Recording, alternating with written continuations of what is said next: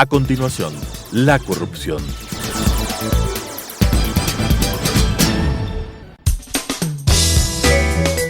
Clasificación B, bajo supervisión de un adulto. Son de exclusiva responsabilidad de sus autores y de quienes intervienen en ellos.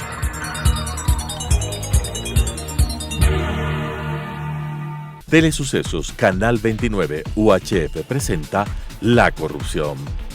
La corrupción es una asociación para delinquir entre corruptor y corruptos. ¿Podemos seguir siendo complacientes frente a este flagelo? Con la conducción de Freddy Bravo. La corrupción. ¿Qué tal, amigos? Qué gusto estar nuevamente con ustedes. Un placer presentarles mi saludo.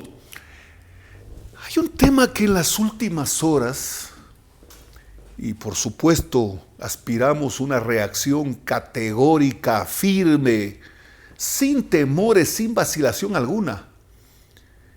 Hace algunas horas escuchamos una andanada de epítetos, estos cargados únicamente de sandeces, porque claro, dice la sabiduría popular, cuando la gente pide más, cuando se le pide a alguien más de lo que puede dar, el pendejo es uno. Si un Maduro, este asesino, este carnicero de Maduro, acaba de lanzar epítetos, vuelvo y repito, contra el presidente de la República de la peor especie, pero quiero que analicemos juntos. ¿Cuál es el punto que quiere presentar como una especie de punto conceptual clave? ¿A dónde apunta? Dice que el presidente Lenín Moreno y lo trata de traidor. ¿Traidor a quién? Traidor a Correa. Y esto ocurre después de esa babosada de este par de sujetos en una especie de simulación entre periodista y entrevistado, entrevistado y periodista, es decir, tonto más tonto, corrupto más corrupto. Por supuesto, una escena entre una dupleta de dos, tonto más tonto, corrupto más corrupto, no hay más pues, no hay más. Entre los dos pueden sumar con justicias libres y con una veeduría internacional respecto que se cumpla la ley y que los delitos de lesa humanidad sean juzgados, sentenciados y perseguidos. Estos tipos, entre los dos, no les alcanza la cadena perpetua para unas 100 vidas. Que es un traidor. ¿Qué debía haber hecho según Maburro, como le dicen algunos? ¿Qué debía haber hecho el presidente Moreno?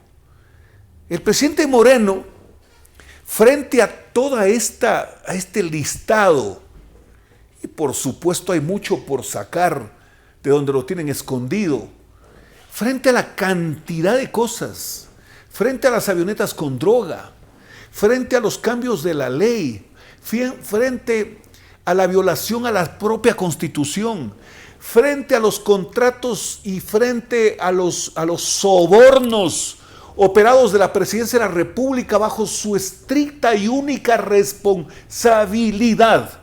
Porque no es pues que hay que dividir la responsabilidad de Correa con Glass. No, Glass era su subalterno. Glass era su clase. Glass era su brazo ejecutor. No era el autor intelectual. El autor intelectual era Correa.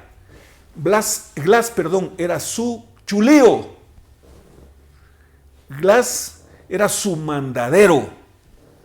Y por supuesto, ¿qué amenazas no tendrá este hombre? ¿Qué amenazas no tendrá este hombre? Que se guarda para sí y se responsabiliza. Y claro, ellos quisieran que llegue a inmolarse y hacer recorrer sus 4 huesos por el país. Glass no puede decir un término, porque si de alguien tiene que cuidarse es de ellos, pues obviamente, se supone. Yo creo que siendo tan claro como parece el análisis, porque no es que estamos firmando en blanco, ni mucho menos,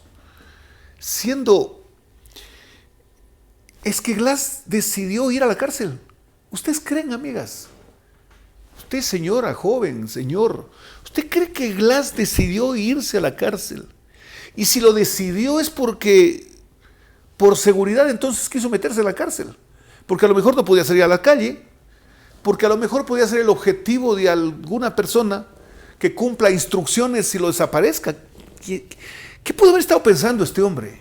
Cada vez que presentan su imagen, particularmente una caminando en un espacio con césped, caminando en la prisión de la Tacunga, yo me he puesto a pensar, con su mirada al piso y su pensamiento, quién sabe en qué parte del planeta, estará recordando y reflexionando los momentos previos a su encarcelamiento. Pensaba él que si es que Correa le dijo, no te preocupes, pues ahí está Carlos Vaca y él te saca, pues. Él no te acusa, perdón, porque él ni lo encarcelaba ni da su libertad, pues él era el fiscal. Él es el investigador propiamente dicho del proceso y quien, por supuesto, acusa. No, pues ahí está Carlos. ¿Te das cuenta que trabajó con nosotros, que era nuestro mandadero, que era nuestro empleado? Pero que no recuerdas que ni siquiera le permitíamos que entre a las reuniones de staff, sino ahí haciendo sala de espera infinita con el otro hermano. ¿Cómo crees que él va? Además, ya se fue Alexis a Brasil, pues, Jorge. Entonces, no te preocupes. ¿Tú crees que algún juez a ti te va a sentenciar? ¿Tú crees? Y ocurre que lo sentenciaron, pues. Y ocurre que lo acusaron. Y ya no, tiene otro juicio en camino. Y tiene otro, creo que son 2 o 3 juicios más que tiene en camino. El señor Glass no tendría a alguien. El doctor, pues su abogado, señor Lor. Señor Lor le dijo, entréguese. ¿Por qué no nos cuenta, señor Lor? Usted le dijo, entréguese a su cliente. Entréguese. Hay algunos que suelen poner como ejemplo el carcelazo al presidente Carlos Julio Arosemena y que de la cárcel salió a la presidencia de la República. Pero hay que ver el hecho mismo, pues, ¿no? Él era era vicepresidente de la República y como tal presidente del Senado, pues. A propósito de esto que están hablando de Senado en los últimos tiempos, como de reconquistar y reinstitucionalizar esta idea del Senado. El vicepresidente de la República, de acuerdo a la Constitución de la época, presidía el Senado, por Dios, pues. ¿Cómo está el vicepresidente con los legisladores? Eso es más peligroso que la mecha encendida con una dinamita al final. Pero estoy hablando en términos políticos, ¿no? Primero que hacía buena relación con los diputados, pero buena relación para él primero, pues.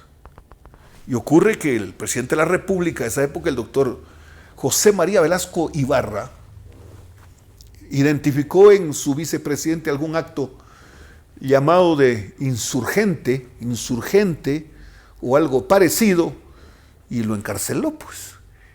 ¿Qué hizo el Congreso, la Asamblea, el Senado y la Cámara Baja?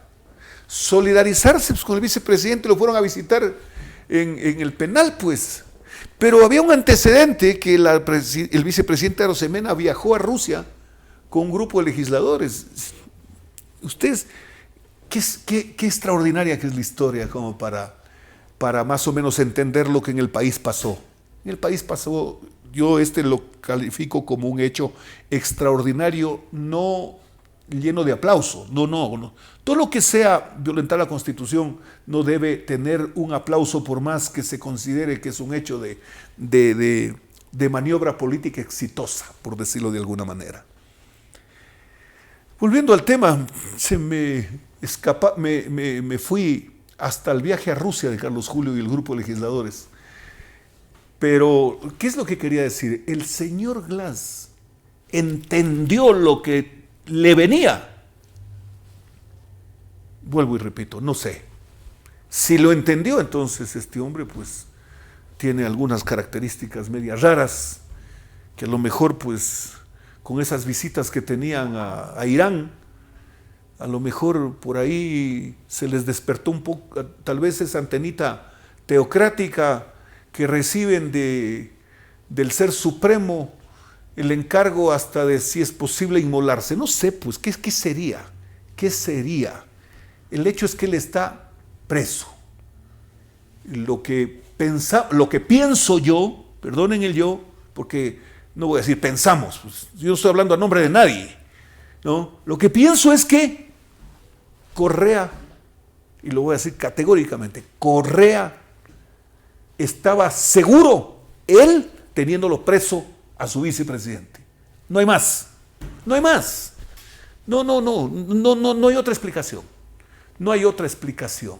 Señor Maduro insultó al presidente Moreno y eso debe tener el repudio, porque hasta los más recalcitrantes, maduristas y correístas, que son lo mismo, tienen insumo de estos dos personajes como para ser un verdadero energúmeno. Hasta ellos tienen que, con hipocresía, tragarse el no poder decir un término adhiriendo a este carnicero de Maduro. Un irrespeto monumental.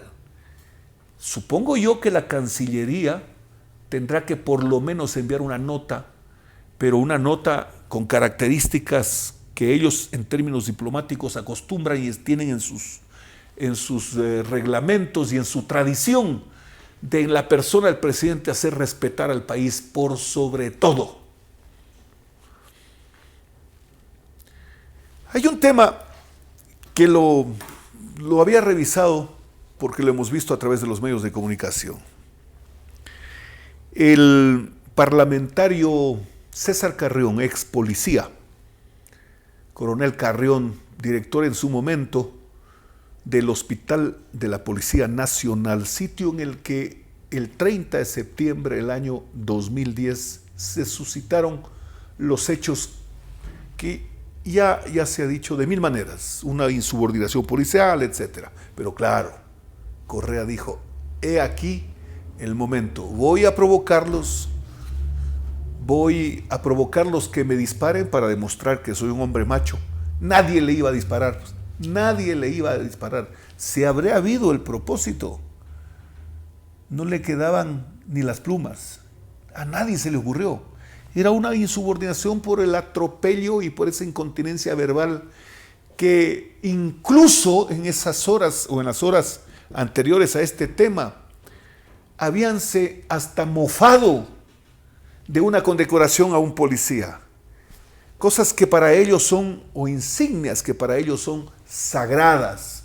¿Qué tal un policía que se enfrenta a bala con delincuentes para salvar a una niña que está a punto de ser violada? Es un héroe de la sociedad, pues. Y de repente la policía le prendía en su pecho una insignia que para él no es que se quedaba en el pecho, seguramente se clavaba en lo más profundo de su ser porque cumplió con su papel, pues. Hasta de eso se mofó Correa. Se mofó, pues, y provocó esta insubordinación policial. Tanto fue una insubordinación policial que varios policías recibieron la sanción disciplinaria de los propios mandos. Pero claro, no es que se les pasó la mano, no, todo lo planificaron.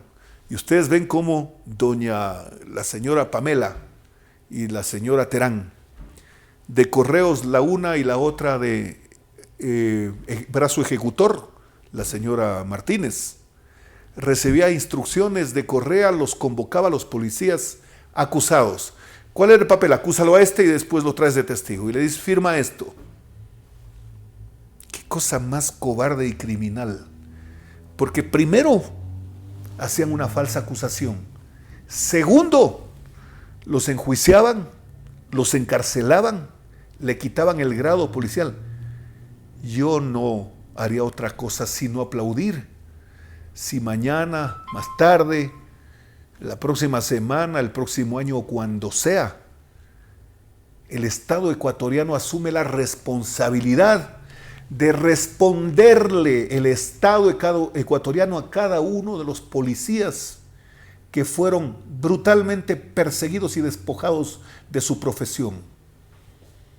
Yo quiero referirme a uno en particular, pero refiriéndome a él porque no recuerdo el nombre de todos, hago en esta pequeña reflexión, hago una especie de acto solidario con todos, sin excepción. Al coronel Tapia. Coronel Tapia lo conocí desde cuando era subteniente. Y todas las personas que conocen su trayectoria hablan de un oficial de un oficial de talla, de un policía a carta cabal.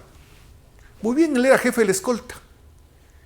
Y por supuesto, dentro de la advertencia de inseguridad en el Palacio Legislativo, era obvio que alguien dio la orden, y si no hubo una autoridad que la dé, porque yo qué voy a aspirar, pues que la señora Irina Cabezas, que estaba encargada de la presidencia, porque el señor Cordero estaba de paseo en España, ¿yo qué voy a esperar pues de que la señora Irina dé una disposición? ¿Ustedes recuerdan las primeras declaraciones de ella? O sea, pero lamentables. Lamentables quiere decir simples. Lamentables quiero decir así, pero de muy bajo, de un contenido demasiado simplón. ¿Qué más puedo decir? Entonces no había una orden. La escolta está para, recibiendo una instrucción, ¿no?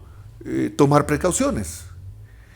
Yo supongo que si un jefe de escolta recibe una llamada de los oficiales de guardia de la asamblea, por decir, y dice, están ingresando gente por sobre las verjas y de lo que se conoce, porque hemos hecho inteligencia, quieren ingresar a las oficinas y a los archivos a sacarse toda la documentación. ¿Qué hace un jefe de escolta? El jefe de escolta llama ese momento al presidente de la asamblea y le dice, voy a ordenar e impedir que ingresen. No. Solo por decir qué es lo que pudo haber ocurrido ese día. Y por supuesto que voy a comparar con un hecho que ocurrió en el año 2007, que es absolutamente diferente, pero también fue diferente respecto a lo que le ocurrió a un oficial y a otro oficial. El señor coronel Tapia fue encarcelado y sentenciado, con testimonios falsos, como hoy se está descubriendo. Muy bien. No digo muy bien encarcelado, no. Muy bien mi relato, hasta ahí. ¿Qué pasó el año 2007? Cuando nosotros, los diputados, ni se escribe igual ni suena igual, los diputados estábamos en pleno ejercicio de nuestra función, habíamos advertido el primer asalto al Ecuador del robo y misericordia de los bonos 2030. No se robaron los bonos, no, lo que ocurre es que Patiño decía que no va a pagar, hizo un default que no paga porque no tiene dinero y tenía el dinero en las cuentas. Eso está ahí como para la investigación, eso está ahí. Pero además bajaron los bonos porque no se pagaban los bonos, bajaron los bonos y por supuesto vinieron los aseguradores, hablaron con Patiño, con la gente de Abadi, que era el grupo que aseguraba, y los venezolanos, bajaron el precio, él les dijo, tranquilos, sí voy a pagar, pero no lo cuenten. Y ellos fueron a comprar los bonos a precio basura, precio casi cero, a 1, a 2, o con un castigo del 80, del 90, del 70%, y luego pagó Patiño y subieron al 100%. Eso hicieron. Nosotros estábamos en eso en el Congreso, descubriendo ese asunto. Y ocurre, nosotros nos propusimos impedir la Asamblea Constituyente de Montecristi. Les pregunto, ecuatorianos, ¿ustedes están de acuerdo con que hubiese sido exitoso el que nosotros impidamos que llegara a Montecristi para que Correa se levante con el santo y la limosna? ¿Están de acuerdo? ¿Creen en el tiempo que teníamos la razón, sí o no? Sí, tienen que aceptarlo. A ver, ¿quién dice no? Ahí está mi dirección de Twitter y de Facebook en la pantalla. A ver, alguien escríbame que esté de acuerdo con Montecristi. Escríbame, use los términos que quiera. Obviamente, pues, obviamente no es que estoy diciendo que no use los términos que quiera. ¿Está de acuerdo? ¿Habría sido espectacular para el país y habríamos evitado que se roben la plata? ¿Sí o no? Eso estábamos haciendo. Y claro, fuimos un día a la asamblea y el coronel Cueva era el jefe de la escolta, ordenó que no nos dejen ingresar. Ah, bueno, pues coronel, mi paisano además no lo he vuelto a ver. Coronel, ¿quién le ordenó? A nadie ordenó, porque yo estoy seguro que esa orden no está por escrito. ¿Quién le ordenó? Nadie le ordenó. Entonces al coronel Tapia lo destituyeron y lo enjuiciaron, porque el Código Penal de la época decía que será sancionado con prisión de hasta 3 años, si no mal no recuerdo, aquel que impidiere la reunión del Congreso. Era un delito. Era un delito en la época. ¿Y por qué es pues que a uno lo enjuiciaron y a otro no? Pero hay una diferencia, pues. Nosotros estábamos en el Congreso. No es que había una insubordinación policial. No es que el presidente de la República fue y se metió en un hospital luego de desafiar a los policías y le dieron bombazos hasta por las orejas. Bien hecho. ¿Por qué dije bien hecho? Porque cuando nosotros nos perseguían las hordas de Correa, fue a una radio, concretamente a Radiovisión. Y cuando le preguntaba el periodista Oquenda, él dijo, bien hechito. ¿Qué? Ese bien hechito, yo ahí sí, como para cualquier desquite normal de una persona con una pizca de dignidad. Bien hechito lo que te está pasando, pues. Pero a nosotros, ¿por qué? Porque comenzamos, a nosotros los diputados, a descubrir las pillerías. Y a ustedes, por rateros. Ahí está la diferencia. Ahí está la diferencia. Yo no creo que a estas alturas de la vida nosotros, o mejor dicho, frente a lo que todos los días se ve, no es justo que callemos. Es justo que más bien revivamos los temas. No bajo pues esa arenga robada la frase de una canción que tiene nombre y apellido, su autor, Rubén Blades, Prohibido Olvidar. No, esa mamarrachada dicha por el correísmo ya y dicha por el Correa en la hora loca de los sábados, esa quedó como para el olvido. No debemos olvidar. Todas las cosas que se dieron y cómo se dieron. Cuando declaraban el default a pocos días, no pagamos la deuda externa. ¿Ustedes recuerdan la famosa reunión de prohombres de la patria? O sea, ellos, pues, no califican, pero ni de lejos para eso, pero así se autodenominaban y además usaban la pose, pues, ¿no?